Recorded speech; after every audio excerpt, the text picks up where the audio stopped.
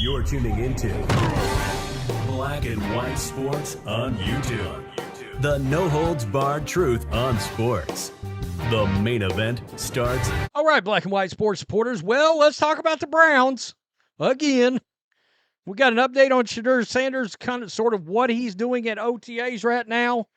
Look, there's a lot of positive things coming out about Shedeur Sanders right now. The problem is he's not really playing any defenses right now, all right? It's a lot of 11 on 11, and there's no real pass rush to get in on him, but for what it is, he looks pretty good. The problem is there's a lot of quarterbacks that are no longer in the NFL that have looked real good in an OTA setting or in a practice. What this is practice. In a practice setting, there's a lot of quarterbacks that look real good. All right? So you have to be careful with all this. Walter Football is a great follow. Walter Football has been around forever. Mel Kiper's burner account added again. Official, Shedeur Sanders was a perfect 13 of 13 today. This is the only second time in 25 years that a rookie quarterback has completed every pass. The other rookie, Tom Brady. Please stop it. Please stop it. I mean, honestly. Right here, 7 for 9 for 100 yards, 3 touchdowns. Sanders was reportedly, quote, the most efficient of any quarterback on the field during the team's portion of practice, leading all quarterbacks in competition in completion percentage, or all quarterbacks in completion percentage and total touchdowns. It's early, but Sanders' ball placement reportedly looks most elite. I'm not going to lie to you, and we can watch this video. His ball placement, it's pretty good. It's pretty good. He made some impressive throws. I won't lie to you. I won't. That is an impressive throw. I don't give a shit who you are for him to drop it. But again, look, no pass rush. That's a good throw. All right? That's a good throw. All right? I mean, that there's going to be one here. This may be it. That's it right there. He's got a couple things going that I've noticed, all right? Number one, layered throws. That's the ability to drop a pass over defenders into the arms of your offensive player. The other one is completion percentage. All right, we know that. He was deadly accurate in college. The problem is there's no rush here. All right, that's the problem. So, while it looks good, it's really damn early.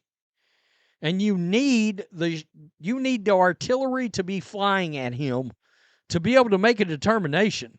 Joe Flacco on Shedeur. I don't know if it has an impact on much, but Shedeur's been great. I mean, he's a lot of fun to be around in those meeting rooms, and I think so far there's been, at least once in the meeting room that he's made me crack a smile, and that's what it's all about. He's a young guy trying to learn some football and come out here and practice well and do those things. And like I said, he's been a lot of fun. I mean, he's come up to me and, listen, I probably wasn't too far away from playing against his dad, and now I'm playing with him. So, Jay, okay, I mean, that's pretty funny. Old Graybeard's pretty funny. I thought Joe Flacco would be the slam dunk starter here. I did. And then they drafted the 2 quarterbacks. They'd already traded for Kenny Pickett. I did not know this about Kenny Pickett's time in the translation over to Cleveland from Philadelphia. And if I'm sure this is accurate, or he wouldn't say it, this is going to help him. This is going to help Kenny Pickett. And I know there's some people that believe he's the one that's going to win the starting job. I mean, I actually pulled his stats up earlier, and I told you guys, I like him. And he's got a 15-10 record. But boy, I mean, we're talking 12 games here and 12 games here. He never even broke 2,500 yards. He's never thrown for double-digit touchdowns. in this completion percentage, all right, in this many games, 25 games, to not be over 65%, if I'm being honest here, there's things I like better about, for example, a Daniel Jones than a Kenny Pickett. I mean, Daniel Jones has got a stronger arm. He's got bigger hands, certainly more athletic. I mean, maybe this helps him. I don't know. I mean, I'm sure it does, but if Shedeur or Dylan Gabriel or Joe Flacco outperform him, I think he's the odd guy out. Asked about the lessons from his time in Pittsburgh that are benefiting him in Cleveland, Pickett said it's actually his time in Philadelphia that really helped him. Quote, there's more similarities to Philly's system. A lot of the concepts are the same. The teaching is the same. I'm extremely grateful for my time in Philly. I was shown how it was supposed to be done, really from the top down. Jesus. He drowned the Steelers. So you will get a chance to see what it's supposed to look like and how it should look like on a day-to-day basis, not just on Sundays. I think it will pay dividends for me in my future. Wow. He did drown the shit out of the Steelers right there.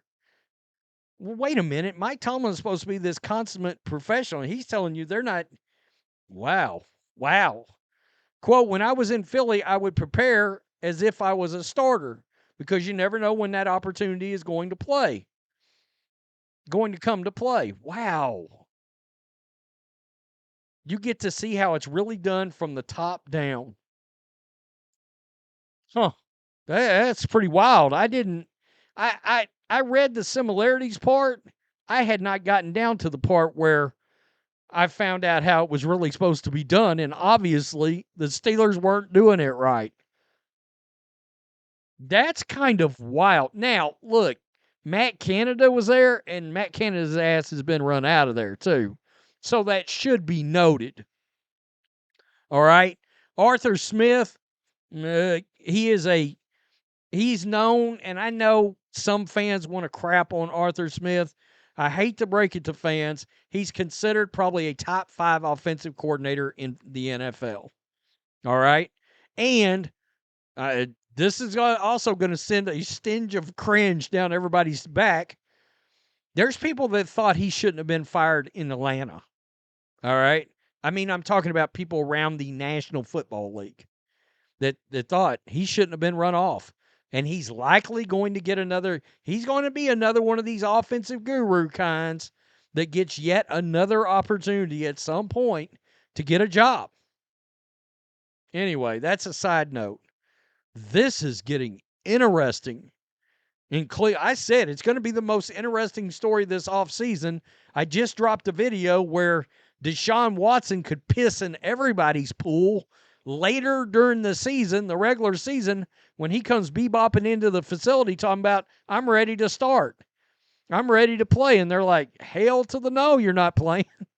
And it's going to turn into a public, it's going to be a very public grievance-filled nightmare during the season.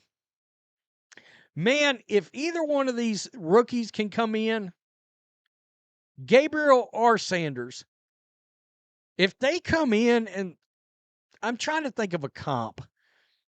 Let's say they come in and they turn into Kirk Cousins for the Browns. Will they build a statue for him in the front? I mean, outside of Bernie Kosar, he would be. I mean, if Kirk Cousins would have played his whole career in Cleveland, that's the person I can think of right off the bat. That kind of guy. Jared Goff.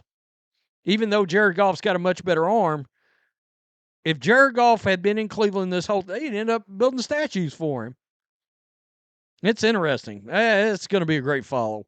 Tell me what you think. Peace. I'm out. Till next time. Thanks for watching the show. Be sure to like, comment, and subscribe. Be sure to tune in next time on Black and White Sports.